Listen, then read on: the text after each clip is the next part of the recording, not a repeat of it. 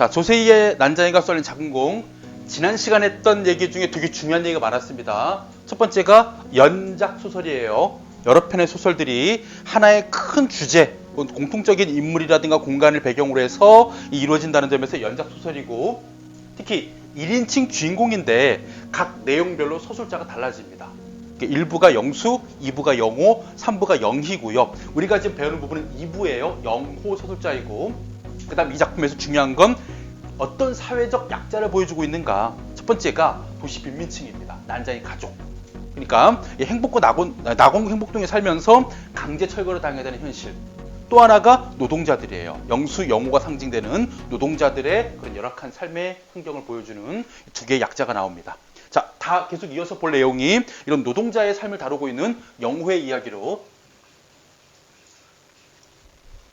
지난 시간에 이런 게 있었어요. 회사는 무엇을 알고 있냐면요. 노동자들이 가장 무서워하는 말이 회사가 문을 닫을 수도 있다.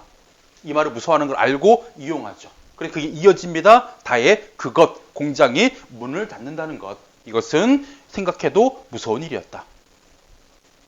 이유가 나옵니다. 큰 공장이 문을 닫으면 수많은 노동자들은 갈 곳이 없었다. 작은 공장들이 채용할 인원은 한정돼 있었고, 나는 돈도 못 벌고 놀게 될지도 모른다. 새로운 일터를 찾는다고 해서 낯선 곳이었고, 그곳은 작은 공장이라 작업장은 더 나쁘고 돈도 오르지 않은 채 받는 액수보다 훨씬 적을 수가 있다. 생각만 해도 끔찍한 일이었다. 노동자 대부분이 어린 나이에 들어와 중요한 성장기 3, 4년을 이 공장에서 보냈고, 익힌 개수를 빼놓으면 성장의 기반이랄 것이 없었다. 우리 공원들은 우리가 아는 것만큼밖에는 사물을 이해하지 못했다. 아무도 땀으로 다진 기반을 잃고 싶어 하지 않았다. 회사 사람들은 우리가 생각하는 걸 싫어했다. 자, 이 부분에서 크게 두 가지 나타납니다. 첫 번째 보이는 것.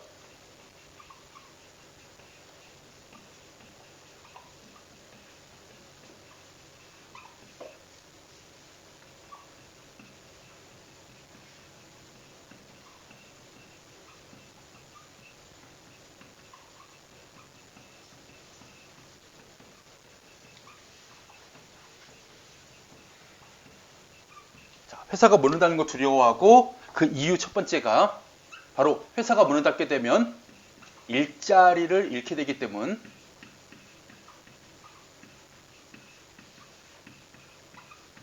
두 번째, 이곳을 떠나서 다른 일자리로 가더라도 더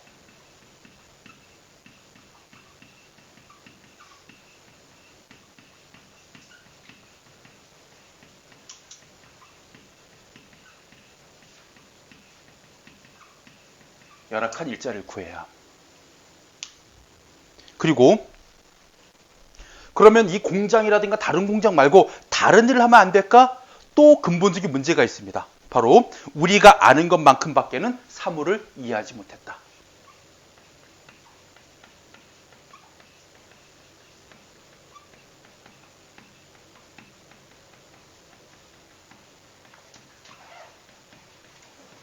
즉 우리가 배운 것 빼고는 다른 것을 할 수 있는 게 아무것도 없었다라는 얘기는 바로 교육의 기회가 부족했기 때문에. 즉 제대로 된 교육을 받지 못했기 때문에 할 수 있는 건 그들이 공장에 와서 배운 기술밖에 없는 거예요. 그래서 근본적으로 이 사람들은 한 가지 일만 하고 살아야 됐고, 그 일자리가 없어지면 곧 실업자로 내몰리게 되는 현실.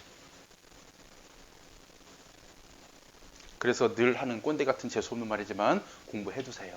많이.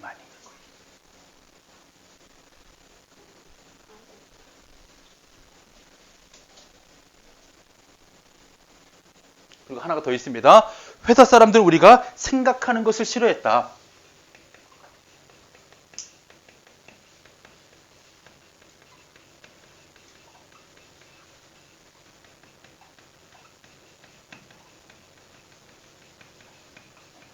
왜냐하면 우리가 하는 그 생각이라는 것이 바로 현실에 대한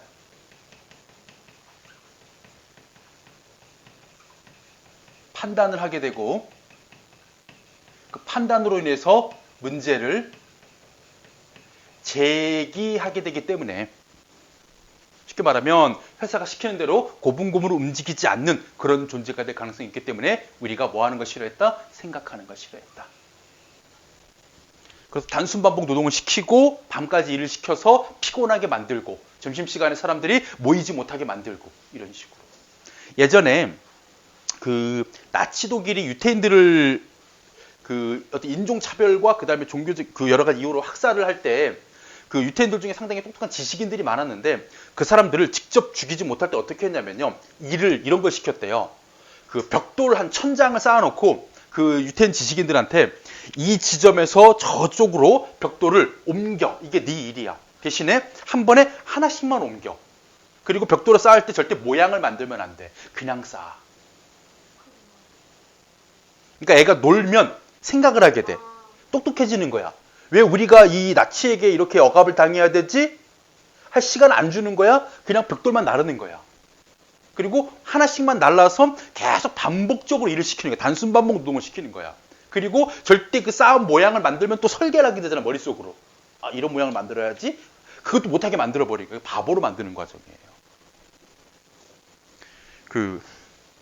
나중에 영상 가지만 군대 같은 것도 그런 곳이에요. 가면요. 매일 똑같은 일상이 반복됩니다. 똑같은 시간 일어나서 똑같은 움직임으로 똑같은 옷을 입고 똑같은 옷을 입은 사람들이 똑같은 행동을 해요. 그러다가 보면 나중에 어떤 일이 벌어지냐면요. 그 사람이 고유명사에 취약해진 현상이 벌어져요. 그 휴가를 나왔는데 친구 만나서 이름이 생각이 안 나. 바보가 돼가는 거야. 또 하나가 뭐였냐면 그때는 뭐 휴대폰도 없고 하니까 집에 전화를 해야 되는 공중전화로. 전화번호도 까먹을 때가 있어요. 이 단순 반복적인 생활이나 혹은 그런 피곤한 일상이 있잖아요. 생각할 시간을 주지 않고 생각을 하지 않게 됨에 따라 점점 뇌에 녹슬는 느낌 있잖아요. 회사도 마찬가지입니다. 이 노동자들이 생각을 하게 되고 판단을 하게 되고 그 과정 속에서 이들이 우리에 대한 저항, 문제의식을 갖게 되기 때문에 생각하는 걸 싫어하는 것이죠. 너는 그냥 일만 해. 우리는 착취해 줄 테니까. 그래서 공원들은 일만 했다. 대다수 공원들이 변화가 일어날 수 없는 상태를 인정을 했다. 무엇 하나 일깨워줄 사람도 없었다. 어른들도 자기들의 경험을 들려줄 것이 없었다. 마음속에는 옳은 것이 실제에서는 반대 방향으로 움직여지는 것들.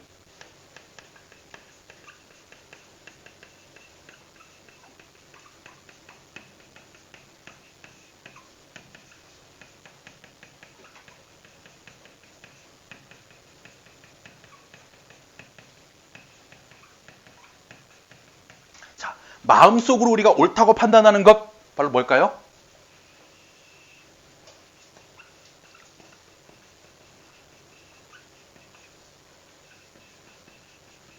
이런 노동자들의 인권에 대해서 우리가 받아야 될 온당한 대우에 대해서 우리가 알고 있는 옳은 것이 현실에서는 반대 방향으로 움직였다. 즉 노동자의 인권이 보장되지 않고 열심히 일한 자가 많이 가져가는 게 아니라 열심히 일한 자는 착취를 당하고 그런 사람들을 착취하는 회사는 날이 갈수록 커져가고 현실에서는 반대다라는 얘기는 뭐예요? 바로 부조리한 현실을 의미하고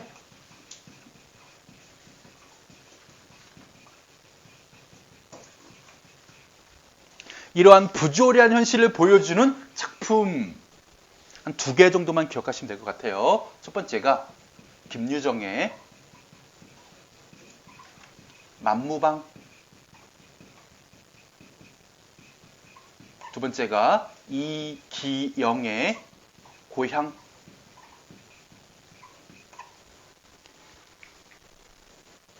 모두 1930년대에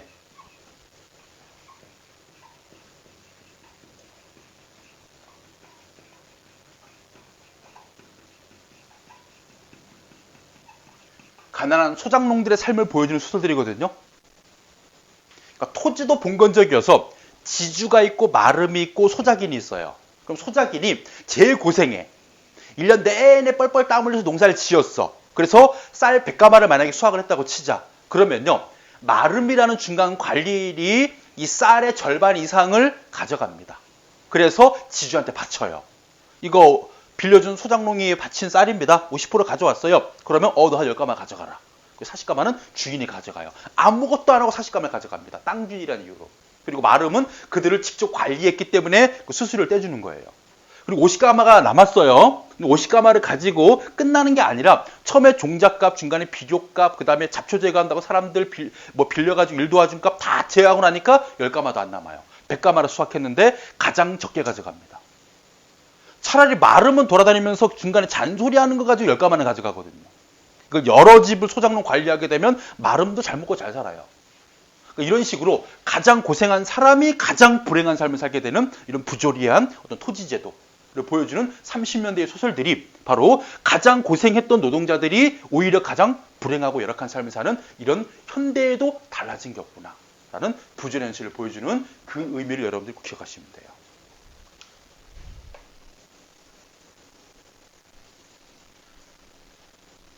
참 그래서 알 수 없는 게 인생 같아요.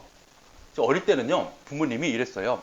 사람은 나중에 어떤 일을 해야 될지도 모르고 어떤 곳에 쓰일지 모르니까 많은 것을 배워야 한다.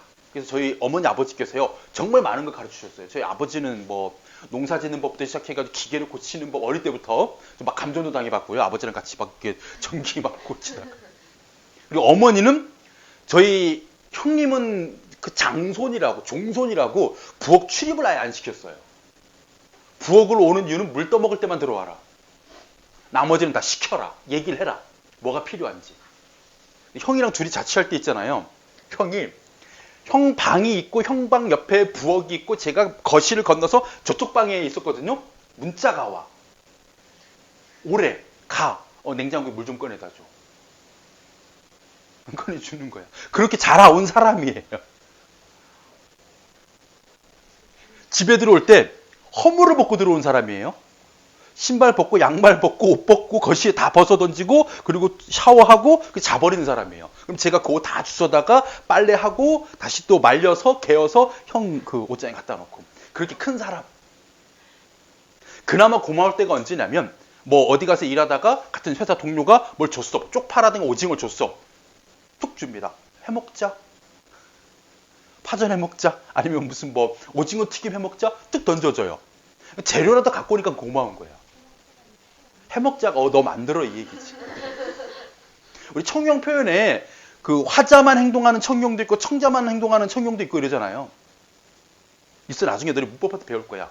예를 들어 가지고 애기야 약 먹자 니만 먹으라는 소리지 청룡 표현이. 버스에서 저 좀 내립시다 라는 청룡 표현은 나만 내리겠다 이런 표현인 것처럼. 그러니까 너가 행동하라는 얘기야. 이렇게 쭉 나 뭐 하려고 얘기했니? 그래서 뭐 음식도 배우고 막 해서 왔어.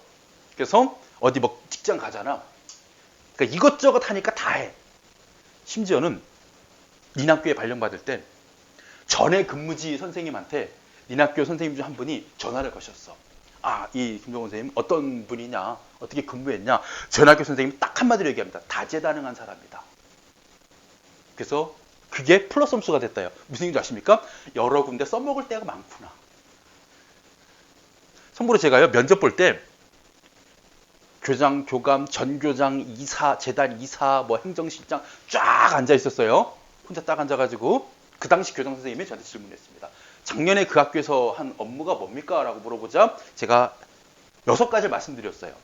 아니 그 학교에 계신 6년 동안 한 일 말고 1년 동안 한 일 말씀하시라니까요. 이게 제가 1년 동안 한 일입니다.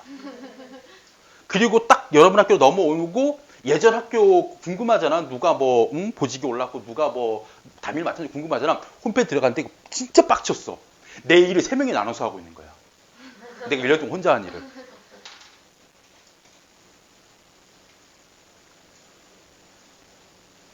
갑자기 씁쓸해진 거야. 얼마 전에 TV 보는데 공효진이라는 배우가 어느 날 엄마 갈비찜 어떻게 만드는 거야? 라고 엄마한테 전화를 걸었대요. 엄마가 물어보지 마. 배우지 마. 배우면 하고 살아야 돼. 자기 딸 고생하는 거 싫으니까 할 줄 알면 하고 살아야 돼. 그거 보면서요. 그러니까 저는 어릴 때 뭔가 많은 걸 배우고 다양하게 할 수 있어야 내가 어디선가 인정받고 기회를 얻게 되는구나 생각했는데 실컷 불임만 당한 거예요. 그러니까 내가 그렇게 고생했는데 남은 건 솔직히 말하면 교육계에 남은 게 하나도 없어요. 11년 교육생활 동안요 학교 현장에서 남은 게 아무것도 없어. 추억만 남았어. 내가 지금 그곳에 있는 것도 아니고 현재 제 지금 공무원으로서의 그 쉽게 말하면 여러분들 그게 호봉이라고 해가지고 뭐 몇 호봉 이게 있거든요. 그러니까 지금 몇 호봉까지 올려놨어요. 28호봉까지 올려놨습니다. 그 끝이에요. 그래서 이을 수도 없습니다. 제가 현장 돌아갈 일도 없으니까. 추억만 남긴 거야. 그래서 가만히 생각해보니까 이런 게 맞나도 싶어요. 배우지 마. 뭔가 막 다재다능하려고 하지 마. 그럼 니들은 또 너네 위에 있는 어떤 보이지 않는 손에 의해서 이렇게 될 수도 있다는 생각도 들어. 그래서 배우지 말고 시키는 사람이 그냥. 우쭈쭈쭈 잘하네. 더 열심히 해. 이런 사람이 돼. 어쩔 수 없어. 인생 경쟁사인데. 니네 고생하는 거 싫어. 그래서 우리 새끼들한테도 안 시키려고. 우리 딸이 막 밥에 막 밥상에 숟가락 놓잖아요. 하지 마. 어른들이 막 칭찬합니다. 어이구 다 컸네 이러면서 막 숟가락 놓고 이러면 뭐 제삿날이라든지 명절날 다 컸네 이러잖아요. 하지 마. 한 번 더 계속 해야 돼. 안 하면 뭐라고 할걸? 이상해? 이런 얘기 하고 있는 어른 보니까 생각을 해봐야 돼. 나중에 니네 삶이 뭘까 하고. 시키는 사람 하세요. 그렇죠? 고생하지 말고. 우리는 모르는 것이 너무 많았다. 사장에게는 다행한 일이었다. 우리가 뭘 모른다는 게 사장한테는 다행스러운 일이에요. 그리고 그 집 식구들은 정원 잔디를 기계로 밀어서 깎았다. 이게 뭘 의미하는 줄 아시죠? 그만큼 정원이 넓다는 얘기예요. 윤선도의 노비가 200명이라는 얘기는 윤선도 집안이 가진 땅이 넓다는 얘기입니다. 노비가 움직여서 농사를 지을 만한 땅이 있으니까 노비가 필요한 거잖아. 재산으로서. 그지? 해남 윤씨 집안이 어마어마하게 부자 집안이에요. 그래서 그 해남 윤씨 집안의 윤선도의 종손이 그 사람이잖아요. 니네 작년에 그림에서 봤던 그 사람. 공제 윤두서 자화상 그린 사람. 그 윤두서의 자화상이 미완성에 걸작해가지고 그 부분은 배우지 않았니? 귀가 없는 거? 상체가 없는 거? 나중에 조선 사료 사진 집진 속에 봤더니 우리 상반신 목탄으로 그려져가지고 지워진 거? 그 사람 윤선도의 종손이에요. 그 집안 사람이에요. 그리고 그 윤두서가 정약용의 외할아버지죠. 그 집안들이 되게 다 이어져 있어요. 정약용의 6세손? 요즘에 TV에 나오는 애들. 정혜인. 아는구나. 진짜요? 응.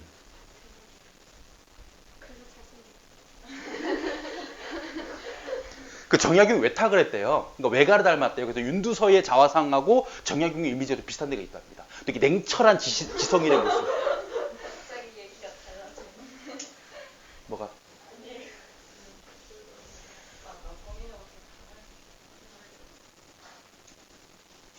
자, 그리고 그 집 정원에서 손질이 잘 된 나무들이 밝은 햇빛을 보아 무럭무럭 자라났다. 자, 여기서 소재들이 중요해요. 이 소설은. 소재. 자, 바로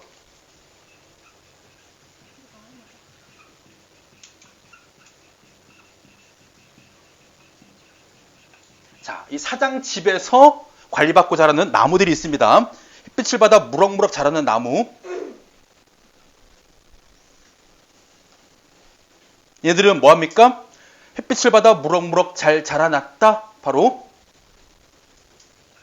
건강하고 관리를 받은 나무들이에요. 특히 그 집 나무들은 나무 종합병원에서 나온 나무 의사들이 돌보았다. 나도 나무 병원 앞을 지나가 본 적이 있다. 간판에 귀대개 나무는 건강합니까? 라고 쓰여져 있었다. 그 밑에는 작은 글씨로 병충해 구제 진단, 생리적 피해 진단, 외과 나무가 수술도 해, 수술 건강 유지 관리라고 쓰여져 있었다. 함께 지나던 어린 조역이 말했다.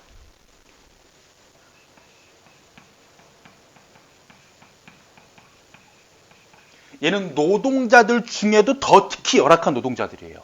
그러니까 우리의 일을 도와주는 심부름꾼. 그러니까 우리는 그나마 이 회사의 직원이라면 얘는 아르바이트 정도가 되겠지. 조역이 지나가다가 이렇게 얘기합니다. 우리 집에는 나무가 없습니다. 나는 건강하지 못합니다. 그리고 얘는 날마다 뭐를 흘려요? 코피를 흘려요. 제가 태어나서 한 번도 흘려본 적이 없는. 진짜 그게 되게 하고 싶었어. 코피 흘려보는 거. 코피가 한 번도 안 나. 어떻게 하면 코피 나니? 코피 나본 사람 잘 나? 저 엄마 팔꿈치가 심지어는 제가 고등학교 때 친구랑 싸워서 맞을 때도 코피는 안 나봤어. 친구가 살살 아니 코를 안 맞추면 아니에요? 그냥 여기 맞았어. 여기 이 광대뼈하고 코 사이 이게 빵 맞았고 순간적으로 빡 해서 야 무조건 터졌다. 아싸 코피 딱 했는데 멀쩡해. 그래서 코피 한번 나봤어. 왜냐면 나 코피 나서 책에 한번 흘려가지고 그거를 좀 이 기념품적으로 좀 갖고 있어보려고 했는데 안 되더라고 코피가. 좋은 건데, 그지? 좋은 거 모르고. 자 어쨌든 간에 주역은 나는 건강하지 못합니다. 우리는 배를 잡고 웃었다. 무엇이 그렇게 웃었는지 모른다. 어린 조역은 그때 거의 날마다 코피를 흘렸다. 그래서 뭐한 모습입니까? 건강하지 못한 모습이에요. 그래서 이렇게 어린 조역이 건강하지 못하고 코피를 흘리는 모습은 무엇을 의미합니까? 가난함과 고통을 의미하고, 사장집의 나무들은요 뭐하고 있습니까? 나무 병원의 의사들의 관리까지 받을 정도로 상당히 부유하고 사치스러운 삶을 상징하는, 그래서 얘는 아예 기본적인 어떤 삶의 기본적인 그런 권리조차 보장받지 못해서 가장 고통스러운 삶을 살고 있고, 얘는 사람도 아닌 나무가 이렇게 가장 좋은 관리를 받고 있다. 이것은 우리 사회의 양극화 현상을 가장 잘 보여주는 대조적인 두 개의 소재예요.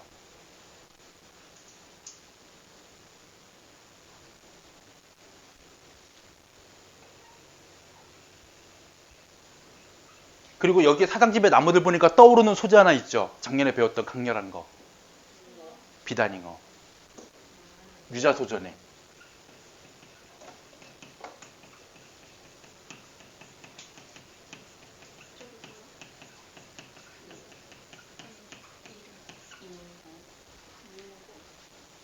이문구.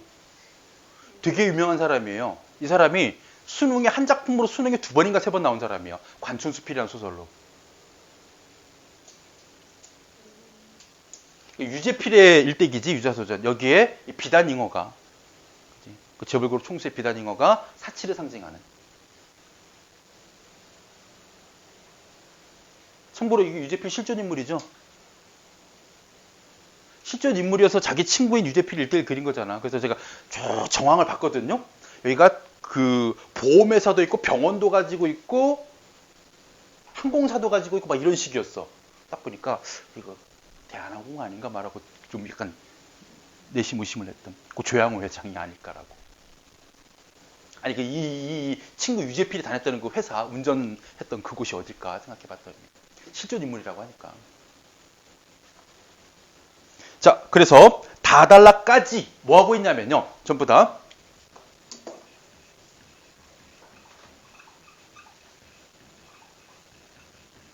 영호의 회상입니다. 왜 회상이에요? 지금 얘가 공장 다니면서 겪고 있는 일 아닌가요? 아니에요. 영호의 회상으로 과거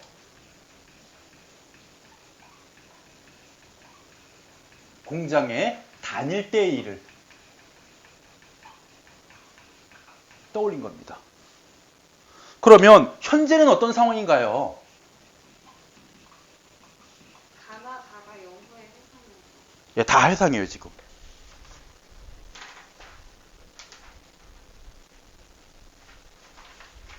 현재의 상황은 영수와 함께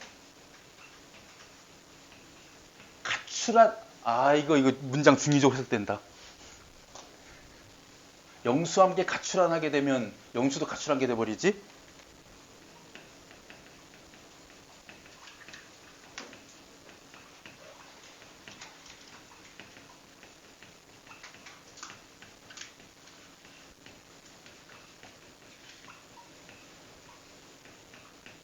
현재의 사건은 부동산 중개업자 김 사장을 따라간, 그래서 가출한 영희를 찾아 나선 영수와 영호의 이야기가 지금 현재의 이야기예요. 이렇게 찾아 나서는 중에 문득 영호가 과거로 회상한 부분입니다.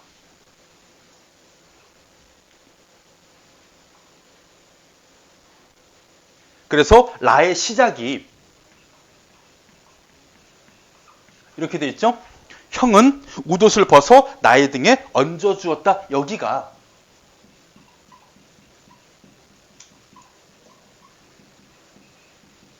과거 회상에서 언제로? 현재로 넘어오는 지점이에요. 그래서 이 난장이가 쏘아낸 작은 공은요, 이렇게 과거 회상과 현재의 이 시간의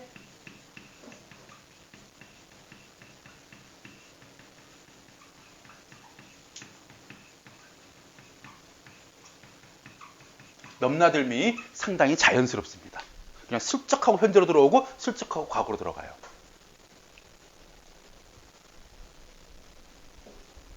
쌤, 근데요. 여기 건강하지 못합니다 했잖아요. 왜 울어요? 그냥 그 나무를 얘기하면서 우리 집에 나무가 없습니다. 건강하지 못합니다. 라고 얘기한 걸 그냥 얘네들은 그냥 생각 없이 그냥 웃은 거야. 그냥 무엇이 웃었는지 모르고. 나는 근데 그때 생각을 했지. 영혼은 생각한 거지. 아, 저렇게 부잣집에 있는 나무하고 우리 같은 노동자들이 대조되는구나라고 영혼만 생각한 거고. 아니면 그냥 웃은 거.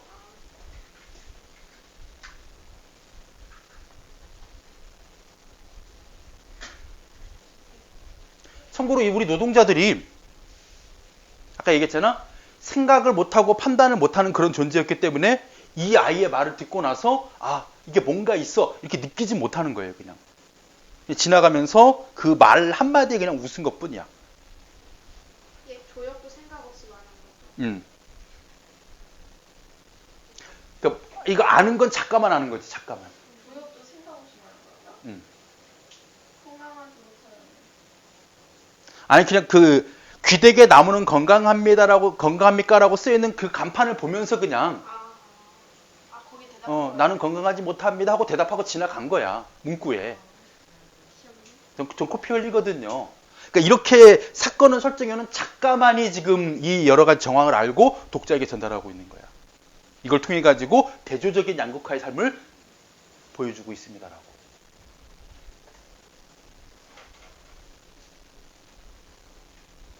풀스프로 들어선 형의 바지가랑이도 이슬에 젖었다.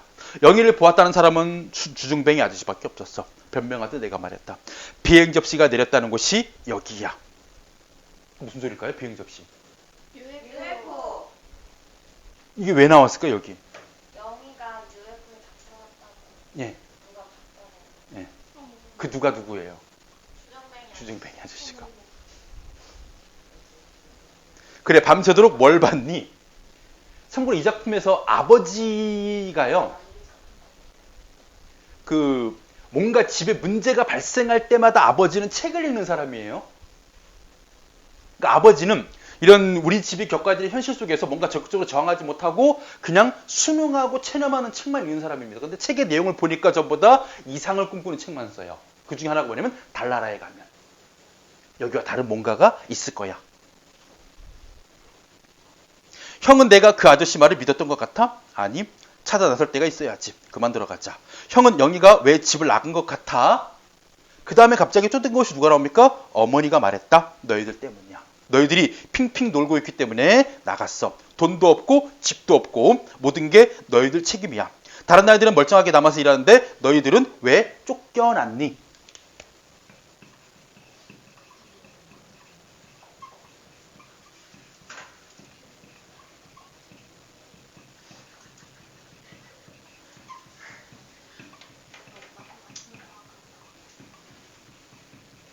자, 어머니의 발언을 여기 끼워놓은 이유는 뭐냐면요. 바로 정보 전달의 기능이에요. 앞부분에서 지금 선생님이 얘기해 준 거지 작품 내부에서는 형제가 해고를 당했다는 얘기는 진술되지 않았습니다. 그래서 어머니가 얘기해 주는 거예요. 그런 공장에서 이 영수와 영호가 해고된 사실을 누구의 입을 통해서? 어머니의 입을 통해서.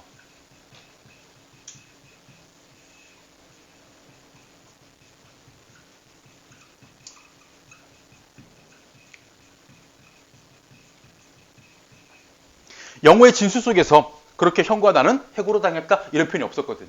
누가 전달해 줍니까? 어머니가 전달해 줘요.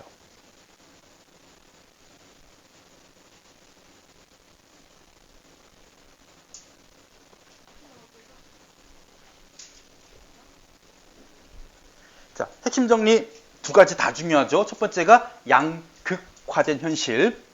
어린 조역의 가난함과 고통과 사장집의 나무의 부유함과 사치가 서로 대립되는 정도가 어린 아이라면 잘 먹고 잘 쉬고 심지어는 얘는 공부도 해야 될 아이거든요. 근데 공장에 가서 매일 코피를 흘리면서 힘들게 살아가고 있는 저 가난함의 끝에 있는 이 아이와 사람도 아닌 나무에게 온갖 투자를 하면서 이렇게 키워가는 이런 사장의 부유함과 사치는 서로 양쪽에서 극단적으로 보여진 현실이죠. 그래서 부익부 빈익빈이라는 현실 상황을 강조하고 빈곤, 불평등, 차별이 심화되면서 노동자들이 최소한의 권리가 보장되지 않는 현실을 비판하고 있는.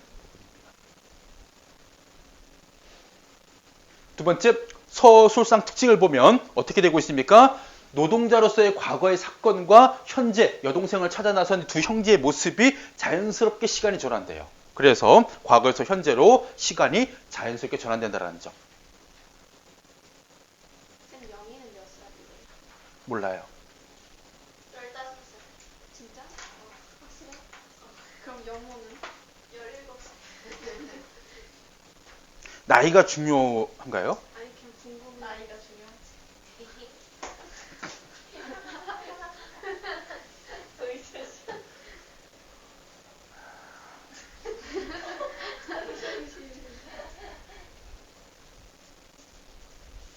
그리고 그 라에 보면 이렇게 돼 있잖아요. 두 번째 점에 영수와 영호가 공장에서 쫓겨났다는 사실을 어머니의 말을 통해 드러냄. 그러니까 어머니가 영수의 진술에 없는 그들이 해고된 사실을 정보를 전달해주는 역할을 하는 말을 합니다. 자, 넘어갈게요. 마부분.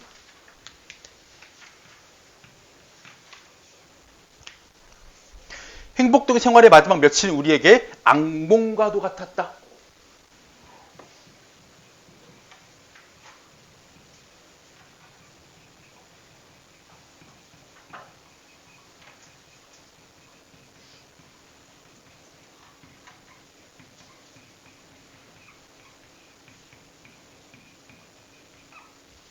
현실의 고통을 단적으로 비유한 말로 악몽. 이 지옥은요,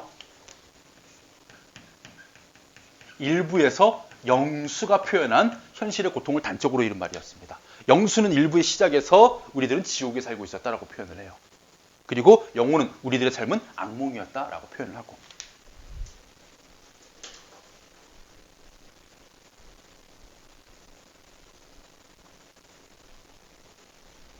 우리는 영희를 찾아 헤맸다. 영희를 본 사람은 없었다. 영희는 가방도 들지 않고 집을 나갔다. 우발적인 가출이라고 나와 있죠. 갖고 나간 것은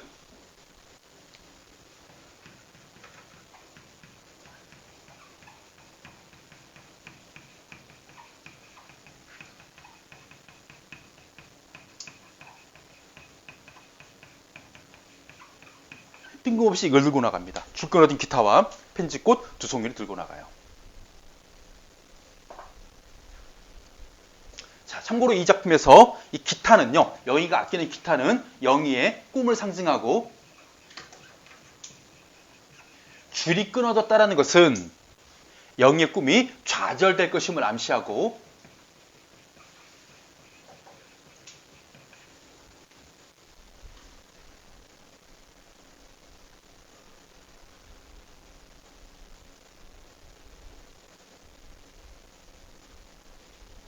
그리고 편지꽃은 제비꽃의 일종이에요.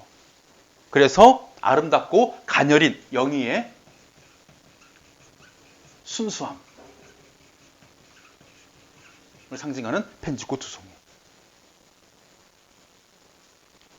그리고 이 소재는 기억을 해 두셔야 됩니다. 나중에 영호의 꿈에 등장을 해요. 영호의 꿈에 영희가 편지꽃을 공장 폐쇄에 버리는 꿈을 꿉니다. 영희가 순수함을 잃어버렸구나. 혹은 영희의 순결을 빼앗겼구나. 또는 영희가 산업화 시대의 피해자가 됐구나 등 여러 가지 상징하는 영호의 꿈에 다시 한번 등장합니다. 편지꽃이요? 예.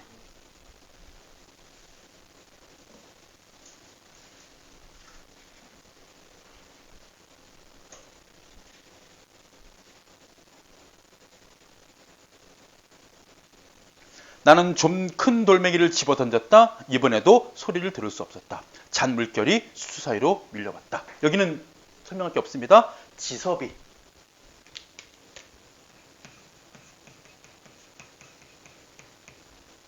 학생 운동가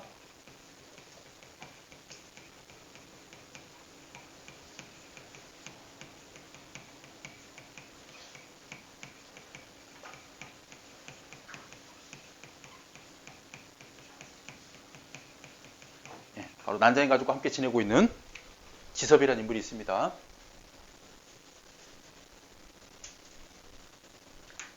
예전에 제가 친구가 아니지 어떤 사람한테 나 저 사람하고 나이 같은데 했더니 오히려 본전도 못 찾은 나이만 같으면 뭐래 생긴 게 완전 다른데 소지섭이 영화배우 소지섭이 저랑 나이가 같아요.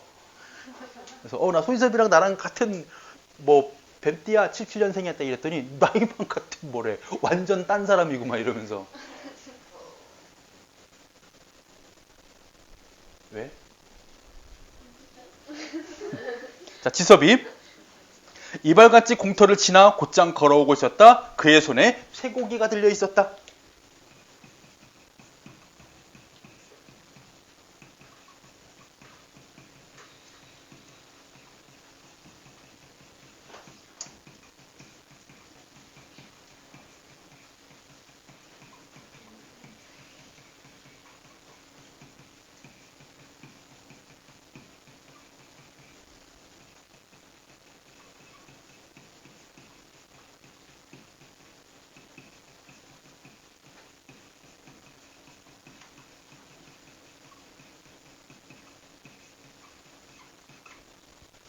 자, 쇠고기는요, 평소에 난쟁이 가족이 먹어보기 힘든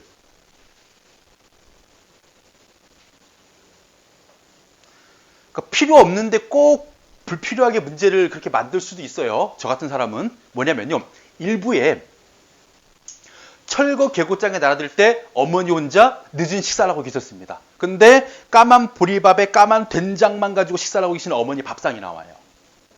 평소에 그렇게 가난한 삶을 살고 있던 난장이 가족이 왜 오늘은 쇠고기를 준비했을까? 바로 이게 마지막 이곳에서의 식사거든요. 그래서 마지막 성찬, 그러니까 진수성찬이라고 표현할 수 있는 성찬을 위한 재료이기도 하고 이곳에서 삶을 좋은 기억으로 마무리하고 싶어하는 그런 마음 때문에 쇠고기를 준비합니다.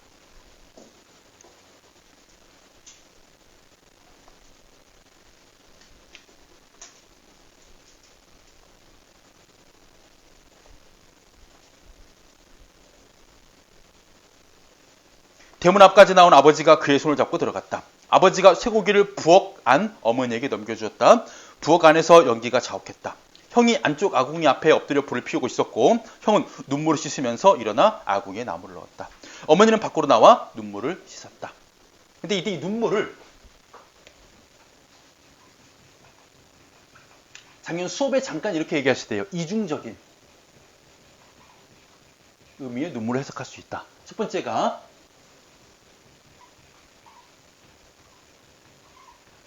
연기에 의한 눈물일 수도 있고 여기에 섞인 것이다. 뭐에 의한? 현실에 의한. 오늘 이곳을 떠나야 된다는 눈물일 수도 있다라고 두 가지로 해석이 가능하대요. 형이 흘리는 눈물과 어머니가 흘리는 눈물.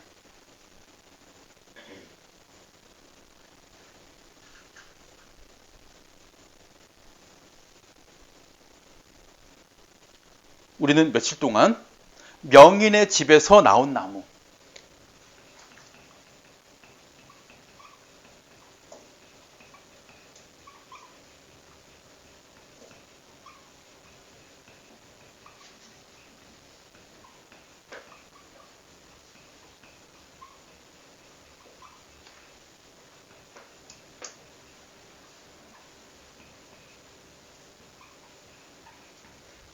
이게 무슨 얘기냐면요.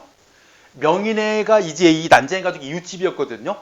그래서 앞에서 명인의 엄마가 찾아와가지고 우리 영수의 엄마한테 입주권 받았어요. 팔고 떠나야 되지 않을까요? 이런 식으로 이제 서로 안타깝게 얘기를 주고받는 장면이 나옵니다. 그런데 명인애도 어쩔 수 없이 먼저 떠나요. 떠나니까 빈집이 됐겠지. 빈집이 되면 방문도 있고 문설주도 있고 이런 것도 있겠지. 만약에 내가 강제 철거당하면 니네 막 칠판 갖고 불 떼겠지. 나무니까. 그래서 다른 집들이 이미 다 떠난 거예요. 난장이 가족집만 남은 겁니다. 마지막까지. 형은 명인의 안방 문설주를 쪼개 아궁이에 넣고 나왔다. 형의 몸에서 연기 냄새가 났다. 아버지는 같은 기침을 했다. 아버지와 지섭은 아무 말도 하지 않았다. 지섭은 아버지에게 빌려준 책을 읽었다. 아버지는 그가 감옥살이를 했다고 말했다. 아버지에 의하면 그는 잘못한 것도 없이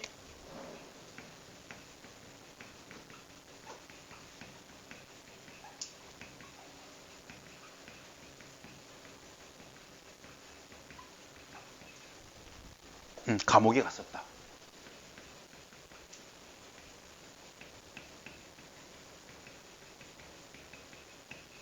자, 이 말은요.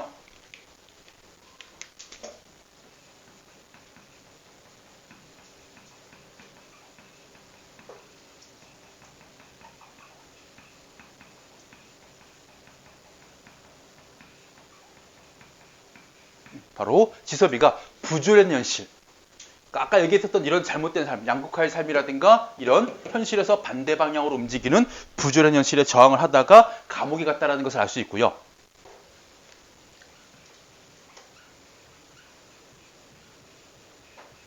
그리고 우리는 지섭을 통해서 보여주는 게 있습니다. 지섭은요, 솔직히 난장의 가족과 아무 상관없는 사람이에요. 대학까지 나온 있는 집 자식입니다. 근데 왜 여기 왔을까?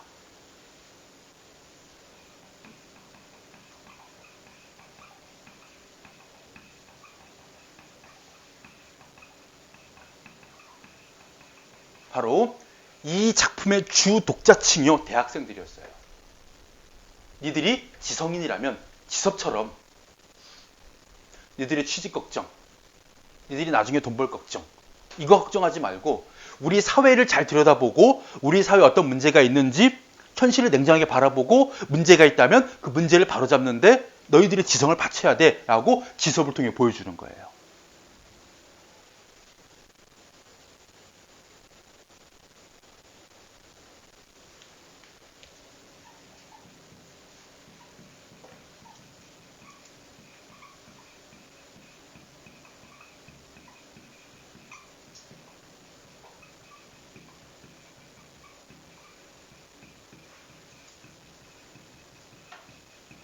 자, 여기도 마찬가지.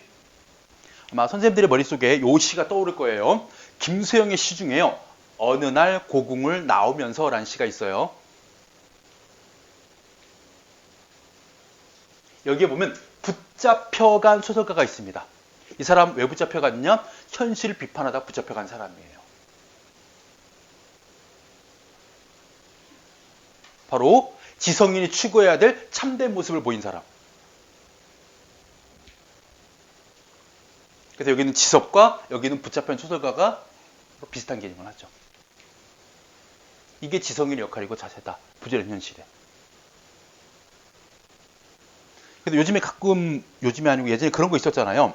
사회가 너무 심각하게 문제가 발생하고 부조리가 생기게 되면 종교계에서 교육계에서 시국선언 이런 표현을 쓰잖아요. 시국선언이 뭐냐면 지금 현실에 대해서 나는 통탄한다. 문제가 있다. 원래는 내가 정치에 개입하면 안 되는 사람인데 그거를 포기하고서라도 나는 뭐 해야 되겠다? 내 쓴소리를 해야 되겠다라고 자신의 목소리를 내는 거거든요. 이게 만약에 심각하게 법으로 걸고 들어가면 그 사람들이 신분에 문제가 생길 수도 있는 행동이에요. 근데 예전에 여러분 학교 선생님 몇 분도 시국선언 하신 분이 계세요. 촛불 관련 문제가 있었을 때. 503 아줌마 문제 있었을 때 박근혜 아줌마 그때 시국선언 분이 몇 분 계세요. 그러니까 원래는 하면 안 돼. 정치 개입하면 안 돼. 근데 할 수밖에 없는 위치에 있어. 왜? 지성인들이기 때문에. 그럼 그만 가야 돼요? 아니에요. 원래 공무원의 의무와 책임에 이게 있습니다. 절대 정치에 개입하거나 정치적인 어떤 여러 가지 행동을 해서는 안 돼요. 만약에 학생들한테 얘들아 니네 부모님한테 이번에 2번 찍지 말고 무조건 1번 찍으라 그래라 라고 얘기하면 이 사람 공무원법 위반이에요. 원래 하면 안 돼. 원래. 그냥 암암리에 하시지. 암암리에 돌려 말하는 거지. 겸업도 안 되고요. 겸업. 그러니까 그 일을 말고 다른 것으로 소득을 얻어서도 안 돼요. 그래서 예전에 그게 문제가 됐었거든. 몽당연필 유튜브에 어떤 선생님이 유튜버가 돼가지고 이거를 그 수업을 올렸는데 그게 되게 많이 구독자가 생기고 광고도 붙고 해가지고 수익이 생긴 거야. 그래서 이거를 겸업으로 봐야 되는가? 그러니까 인정된 것만 해야 돼요. 추강을 나가거나 뭐 특강을 하거나 이런 것만 가지고 소득을 얻어야 되지 다른 거 하면 안 됩니다. 많아 이제 할 수 있는 행동의 제약들이. 그러니까 선생님 되면 나중에 선생님만 하고 살아야 돼. 경업이 불가능해요. 저는 경업할 수 있어요. 저는 뭐 쓰리잡 포잡 다 해도 돼요. 여기 수업하고 저 오전에 딴 데 가서 수업해도 되고요. 딴 데 가서 저 막물 뭐 식당 해도 되고요. 뭐 어디 가서 뭐 농사져도 되고요. 밤에 대리운전 뛰어도 돼요. 귀찮아서 안 하는 거지. 이것만 하고 사는 거지. 그래서 그냥 저는 딱 일주일에 24시간 딱 정해놓은 수업만 딱 요것만 딱 하고 나머지 시간은 다 4시간으로. 왜냐면 이제 막 하기 싫어. 어쨌든 간에 여기는 붙잡혀간 소설가처럼 지석 같은 삶을 너희들은 살고 있니? 독자들이요. 조금 자극하는 인물입니다. 지섭이. 그리고 아버지에 의하면 그는 잘못한 것 없이 감옥에 갔다. 그럼 무슨 얘기입니까? 잘못도 없이 감옥에 갔다는 얘기는 현실 자체가 또 부주의함을 보여주기도 합니다. 우리 일부에 이런 얘기가 있었어요. 영수가 이런 말합니다. 그들 옆에는 법이 있다. 가진 자들은요. 법 옆에 있었기 때문에 법이라는 것은 공정하게 모든 사람들에게 적용되는 것이 아니라 가진 자를 위한 것이다. 영수는 이 당시 우리나라에 있던 법도 불신하고 부정하는 인물로 등장을 해요. 그는 마루에 걸터 앉아 책을 읽었다. 형과 나는 시멘트 담 앞에 서서 밖을 내다보았다. 집들이 다 흘려 곧바로 동사무소가 보였다. 그 너머로 밝고 깨끗한 주택가가 보였다.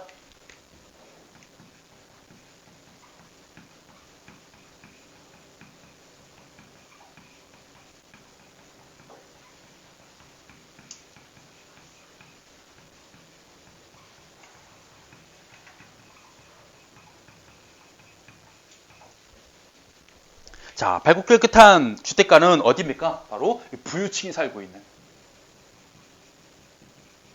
그리고 여기는 난장이 가족이 살고 있는.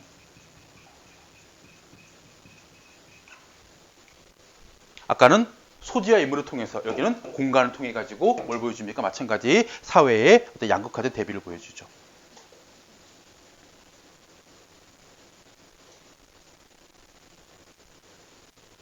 참고로 일부의 내용에서는요. 여기를 이렇게 표현합니다. 천국이라고 표현했고 여기를 지옥이라고 표현했고 일부에서 영수가 어린 시절에 자꾸 이 동네로 놀러를 가요. 왜 놀러 가냐면요. 고기 굽는 냄새 맡으라고. 고기를 못 먹으니까 고기가 먹고 싶은 거야. 그래서 냄새라도 맡고 싶은 고기 굽는 냄새가 나는 곳. 여기는 풀 냄새가 나는 곳. 그리고 어린 시절 영수, 영우, 영희가 입었던 옷의 특징이 있습니다. 주머니가 없는 옷.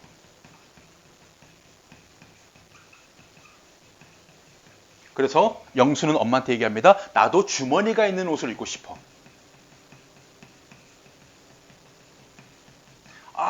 수입이면 생각나 버렸어. 그 상관없어. 그거랑 헷갈리지 마. 왜 주머니가 있는 옷과 주머니가 없는 옷의 차이가 있을까? 그 안에 넣을 물건이 있는. 쉽게 말하면 이 사람들은 뭐가 있어요? 돈도 있고 주머니에 넣을 만한 물건을 갖고 살고 있는 부유층이어서 주머니가 필요합니다. 우리는 주머니에 넣을 물건이 없기 때문에 주머니가 없는 옷을 입고 다니는 거예요. 이게 바로 부유층과 빈곤층을 보여주는 소재들이에요. 이것도 같이 기억을 해주시면 됩니다. 요거는 어디의 내용? 일부의 내용. 이렇게 연결을 자꾸 지어야 돼. 2부만 단독으로 출제하면 선생님 그냥 착하시네요 하고 넘어갈 텐데 일부의 내용을 포함시켜서 출제할 가능성도 높기 때문에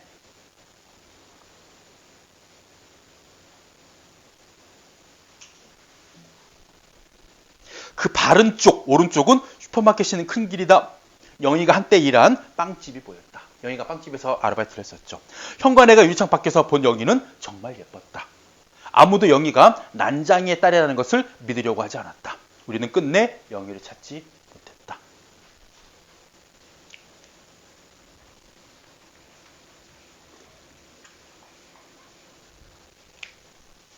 부엌에서 고깃국 끓는 냄새가 났다. 고기 굽는 냄새도 났다. 그렇게 영수가 맡고 싶었던 고기 굽는 냄새. 어머니가 상을 내려 행주지를 냈다. 동사무소 앞에 사람들이 있었다. 쇠망치를 든 사람들이었다.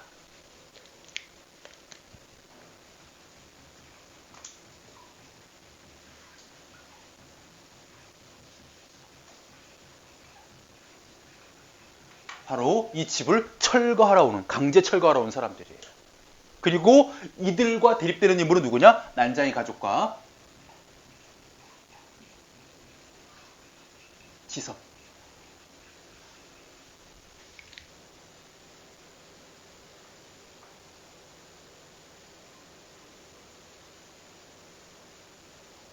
그래서 이 사람들을 뭐로 보면 될까요? 일종의 권력의 하수인, 그리고 도시 빈민층으로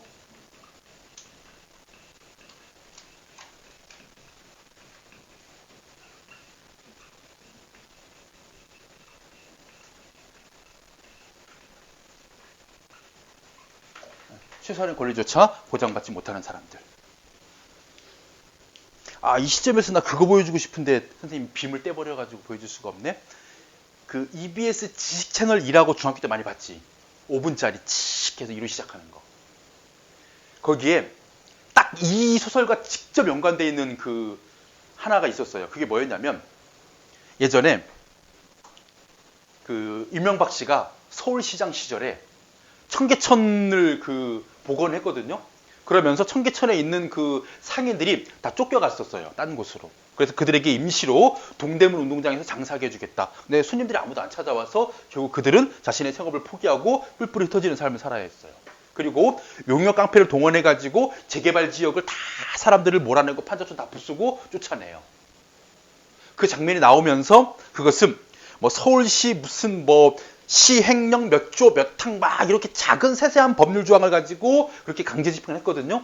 근데 마지막 장면이 이런 말이 나옵니다. 애국가가 울려 퍼지고 태극기가 펄럭이면서 대한민국 헌법 제1조 제2항 대한민국 모든 국민은 거주 이전의 자유를 가진다. 자기가 살고 싶은 곳, 옮겨가고 싶은 곳에 자유를 가지는 최소한의 권리는 모든 국민에게 보장되어 있는 건데 작은 권력자들의 어떤 도시개발 목적, 산업화의 목적으로 가진 자들의 편을 드는 목적으로 이들의 최소한의 권리를 빼앗아버린 그런 현실이 나오거든요. 그거 한번 보여주고 싶은데 그냥 상상만 해서 머릿속으로 이런 이야기가 있구나라고. 그들이 헐어버린 집들 공터를 가로질러 우리 집을 향해 오고 있었다. 내가 대문을 잠갔다. 어머니가 밥상을 차렸다. 형이 상을 들어 마루에 놓았다. 형은 나를 걱정했다.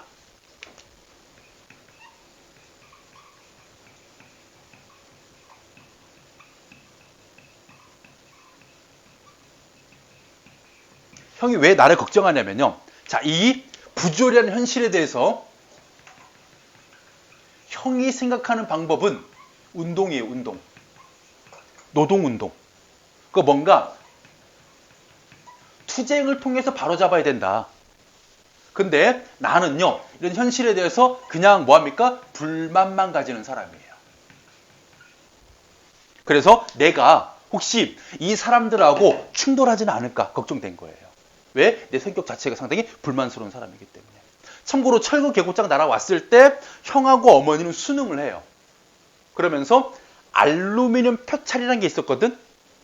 그걸 부엌가로 뗍니다. 왜 떼냐면요, 우리가 이 집의 주인이었다는 하나의 증표로 이걸 가지고 가 입주권을 주거든. 그러니까 이사 가야 되는 현실을 받아들여요. 아버지는 그때도 책을 읽습니다. 난장의 아버지는. 근데 영호는요, 막 불평합니다. 우리가 어딜 가? 왜 가? 우리 안 가? 이러면서 버티려고 하는 약간 현실에 대한 불만이 강한 인물로 등장합니다. 누구는? 영호는. 괜한 걱정이었다. 그들이 쇠망치로 머리를 내리친다고 해도 나는 가만히 있었을 것이다. 아버지가 먼저 수절들었다. 옆자리에서 지섭이 수절들었다. 어머니는 마루 끝에 앉아 국을 마셨고 형과 나는 밥을 국에 말았다. 대문을 두드리는 소리가 들렸다. 우리는 꼼짝도 하지 않고 식사를 했다. 영희가 이 시간에 어디서 어떤 식탁을 대하고 있는지 우리는 알 수 없었다. 참고로 예전에 난장이가 썰린 작은 공의 영화 시나리오였던 걸로 기억을 해요. 소설 요 장면하고요. 그 다음에 영화 시나리오에서는 뭐였냐면 그 시각 병치대입니다. 영희가 김 사장과 레스토랑에서 그러니까 그 김 사장이 영희의 순결을 빼앗고 예쁜 옷을 입혀가지고 레스토랑 데리고 가서 스테이크를 사주는 장면이 나와요. 그 장면을 주길 병치시키는 거예요. 그래서 한번 그 모의고사 출제된 적이 있었습니다. 선생님들이 그런 짓 안 하길 기대하면서 걱정하죠. 없는 식구 걱정합니다. 우리의 밥상에 우리 선조들 때부터 묶어 흘려보낸 시간들이 올라 앉았다.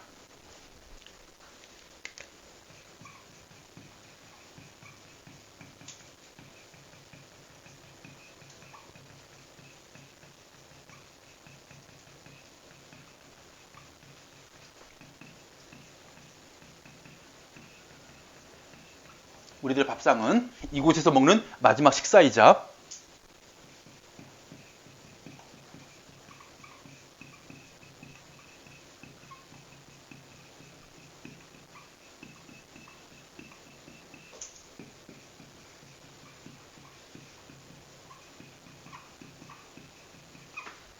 난장의 가족 대대로 이어진 단순하게 지금 난장인의 집만이 아니라요. 난장의 가족, 즉 난장이인 아버지의 아버지, 할아버지, 증조할아버지 다 노비였어요. 그러다 보니까 노비들이 먹는 밥상은 당연히 뭐합니까? 주인 몰래 부엌에 앉아서 쪼그리고 앉아서 혹은 손으로 이춘풍처럼 그렇게 먹어야 되는 밥상을 먹고 살았던 것이었죠. 그게 지금까지 이어져서 지금도 가난과 핍박 속에서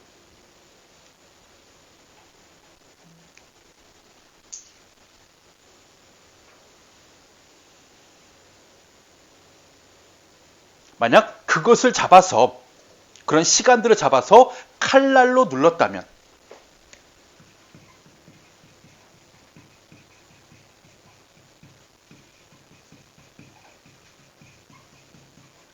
권력의 억압 또는 폭력으로 누른다면 그 안에서는 무슨 피와 눈물 그리고 힘없는 웃음소리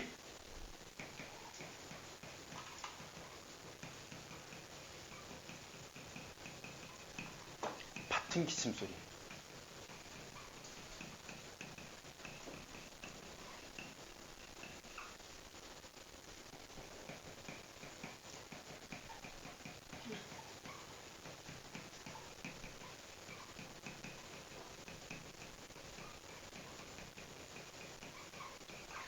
상실하고 소외되고 고통받고 체념하는 삶을 살았던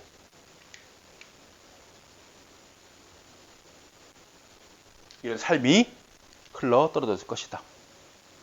대문을 두드리던 사람들이 집을 싸고 돌았다. 그들이 우리의 시멘트 담을 쳐 부수었다. 먼저 구멍이 뚫리더니 담은 내려앉았다. 먼지가 올랐다. 어머니가 우리들 쪽으로 돌아앉았다. 우리는 말없이 식사를 계속했다. 아버지가 구운 쇠고기를 형과 나의 밥그릇에 넣어주었다. 그러니까 밥을 먹고 있는데 집이 부서지는 상황이에요. 핵심 정리. 자, 영희가 가지고 나간 것 두 가지. 첫 번째가 줄이 끊어진 기타는 꿈을 상징하는 기타가 줄이 끊어졌다. 꿈이 좌절될 것임을 암시하고 펜지꽃 두성이 가냘픈 영의 이미지를 드러내면서 순수한 성품을 드러낸다. 그리고 현재 영희는 경제적으로 어려움으로 꿈과 희망을 이어나가지 못하고 있지만 그래도 순수하고 아름다움을 마음을 지키려고 노력하는 영희라는 것을 보여주는 장치입니다. 근데 나중에 이 펜지꽃이 공장 폐쇄에 버려진 걸 통해서 순수함을 잃어버린 영희의 모습을 상징해요. 그리고 이 작품에서 첫 번째 밝고 깨끗한 주택가라는 부자 동네와 여기 있었지. 그리고 나궁행복동 난장의 가족이 살고 있는 가난한 동네의 대립. 그리고 저 앞에서 공장 노동자와 그리고 회사 사람들 그리고 지금 여기 난장의 가족과 지서 포함해서 쇠망치를 든 사람과의 대립은 모두 이분법적 대립.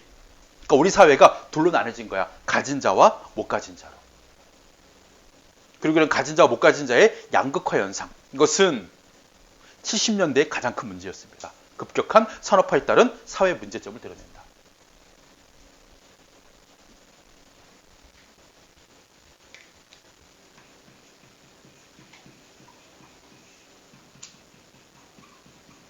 예전에 어떤 그 사회학자 한 분이요.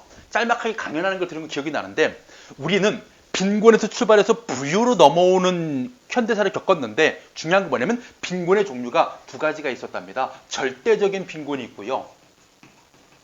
상대적인 빈곤이 있는데 절대적 빈곤은 전쟁 직후였대요. 모두 배고픈 겁니다. 전쟁이 끝나고 나서 폐허가 된 상황에서 다 배고파가지고 미국이 주는 원조 물자를 가지고 그냥 먹고 살아야 했던 다 배고프니까 너나 할 것이 다 힘드니까 몸은 힘든데 마음은 괜찮았어요. 근데 상대적 빈곤은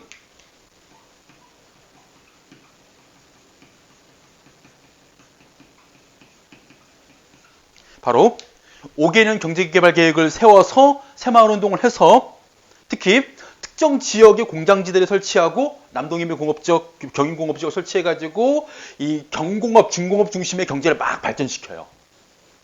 그래서 가진 자와 못 가진 자가 생기기 시작하는 거예요. 여기서부터 뭐가 시작됩니까? 우리 사회의 빈부격차가 발생하기 시작했대요.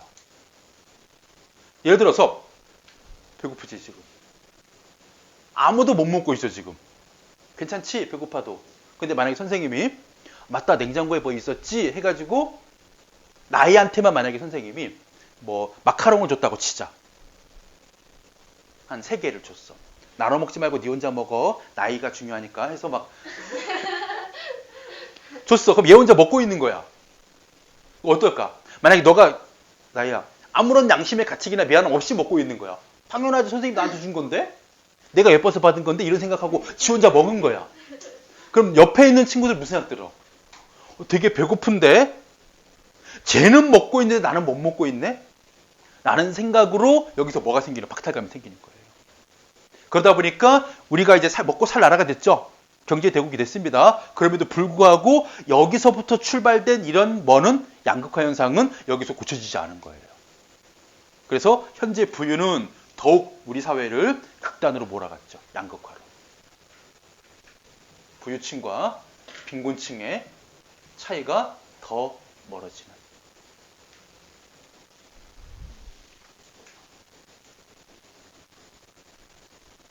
예전에 핀란드인가 덴마크인가 어디지? 나라도 생각 안 나네. 유럽의 어떤 나라인데 그 노키아라는 회사가 있었대요. 휴대폰 회사. 거기에 그 CEO가 자기가 버는 수익의 50%가 세금이래요. 한 달에 1,000만 원을 벌면 500만 원을 국가를 상대로 내야 돼요. 근데 그 사람이 되게 당연하게 생각을 했었어요.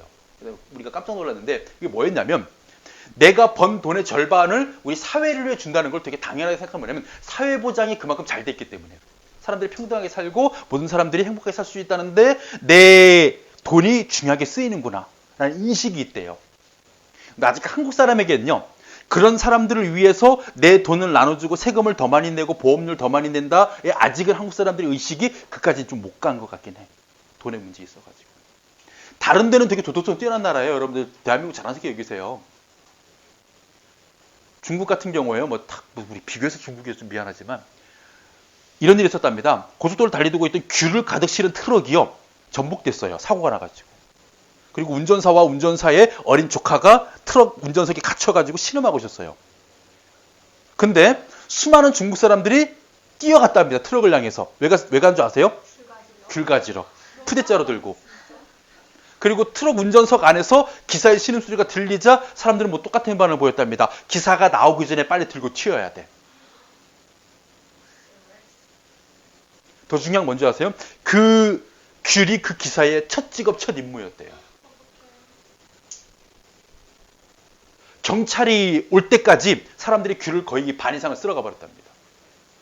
이거를 본 시진핑이 우리 중국 사람이 이런 사람들이구나 해서 중국에 재개발 지역이 있었답니다. 나공고 행복동처럼. 여기 앞을요. 일부러 이게 극적 반전이 일어나 음료수를 가득 실은 트럭이 일부러 사고가 납니다. 운전사가. 그리고 음료수가 다 도로에 뒤집어져요. 그 옆에 있던 마을에 있는 모든 사람들이 비닐봉지 들고 다 뛰어나가서 음료수를 막 담았답니다. 돌아와 봤더니 집이 없어졌어요. 강제 철거를 위해서. 미친 거야, 너는? 그러니까 사람들이 안 나가니까 그 지역을 강제 철거하려고 중국인의 그 습성을 그대로 역용한 거야. 음료수차가 쓰러졌다는 소식을 들으면 다 뛰어나갈 것이다. 돌아가 봤더니 포크레인 집 다 부수고 있는 거야. 한국에 유명한 일화가 있어요. 소주병 사건. 주류 운반 차량이 사고가 났어. 소주병이 아침 출근길에 도로에 다 깨져가지고 뿌려졌대요. 5분 만에 헤어졌답니다. 모든 운전자들이 다 뛰어나와가지고 같이 다 치웠대요. 그래서 한국 사람들은 왜 했습니까? 내가 출근해야 되는데 그게 있으니까 그냥 치운 거야. 뭘 그래. 되게 츤데레처럼 말하고 돌아갔대요. 그래서 우리가 냉정하게 생각하는 한국 사람들은 이타적 이기심을 가진 사람들. 내가 바빠서 한 것뿐이야라고 얘기하는 이기심이지만 알고 봤더니 이타적 이기심을 가진 사람들이 한국 사람의 딱 특성을 한마디로 표현한대요. 한국 사람들은 이타적 이기심을 가진 사람이래요.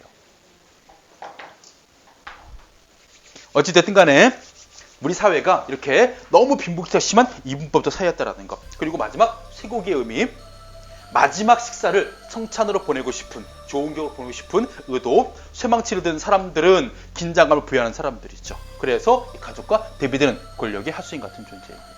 그렇죠? 그러니까 이런 소재들을 여러분들이 잘 기억해 두시면 몇 개의 문제를 푸는데 중요하게 작용할 겁니다. 오늘 여기까지 하고 다음 시간에